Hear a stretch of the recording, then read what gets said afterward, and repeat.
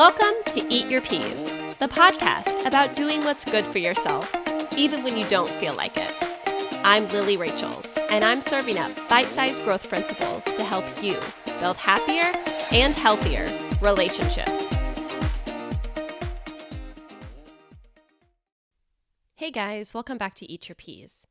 So today I want to talk about being an optimist versus being a pessimist. I'm a firm believer in that you find what you're looking for in life, meaning that if you look for something to go wrong and you look to get offended and you look to be upset, you'll be upset. You'll find something wrong and you're going to get offended.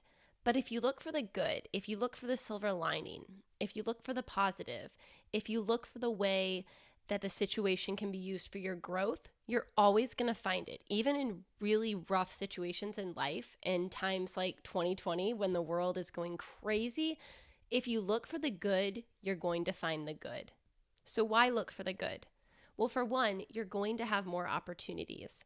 When you're out there in life and you're keeping your mind open and you're trying to find the silver lining, what is good about today? What good do I see in this particular person? Where is the good amidst a pandemic and a crazy election year? When you look for the good, you will have more opportunities because more doors open. Because again, you're just open to possibilities. Whereas when we constantly dwell on what we didn't get to do and we dwell on where we're lacking, we get this mindset where there's never enough. It's all scarcity, right? Like we don't have enough. There's not enough for us. Therefore, opportunities don't show up because we don't see them. I mean, they're still around us, right? They're still there.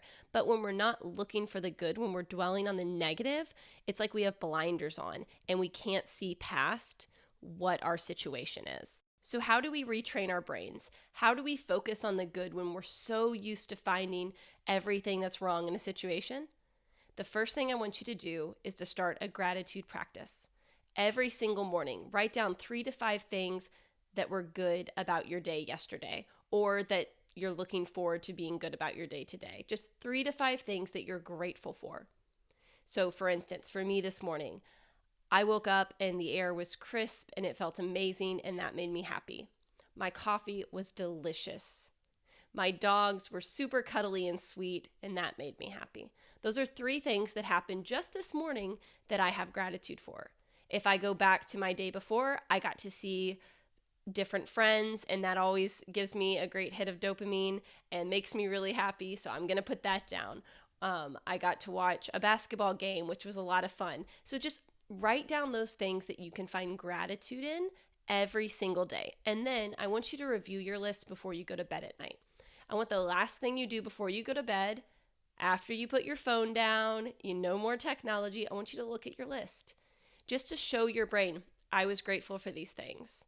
I wrote it down this morning, revisiting it tonight. So you're going to go to sleep thinking about things to be grateful for. And over time, if you continue to do this, you will start to just look for the good in everyday life because you have to write it down. Number 2, when something happens that upsets you and you get upset at either a situation or another person, before anything negative comes out of your mouth about said situation or said person, I want you to list 3 positive things about them or about the situation.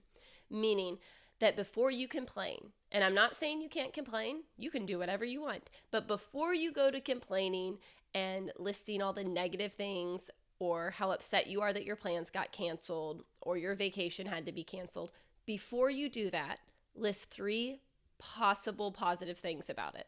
You don't have to believe these positive things. In fact, if you're upset, you're probably not going to, right? The point of the exercise is that you're training your brain to immediately go to the good. We're saying, okay, we'll get there. I might still complain about this in a second, but here are 3 things that may be positives about my trip getting canceled or that person and how they treated me. And sometimes the only positive you might come up with is that you get to have more patience and you get to practice having more patience, and that's okay. The point of the exercise is to let yourself go to the positive first before you start to complain. And then the last thing I want you to do is to get honest with yourself. If a bad situation happens or an event happens in the day, like you spill coffee on your shirt, yeah, that sucks, but it doesn't mean you're having a bad day. It meant you had a bad 5 minutes and you can move on from that. So when you're trying to look for the good and then something bad happens, don't let that one bad thing change your entire perspective for the whole day. Again, it's just one little event in a 24-hour period of time. So keep it in perspective and ask yourself, is this just a bad 5 minutes? And how can I move on from it? Remember, you have the power to reprogram your brain. It just takes consistency and teaching yourself to look for that positive, to look for that good.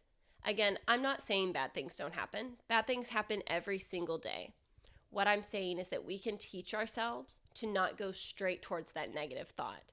We can teach ourselves to look for the good first. And trust me, when you look for the good, the world opens up and it's a much more enjoyable place to be in.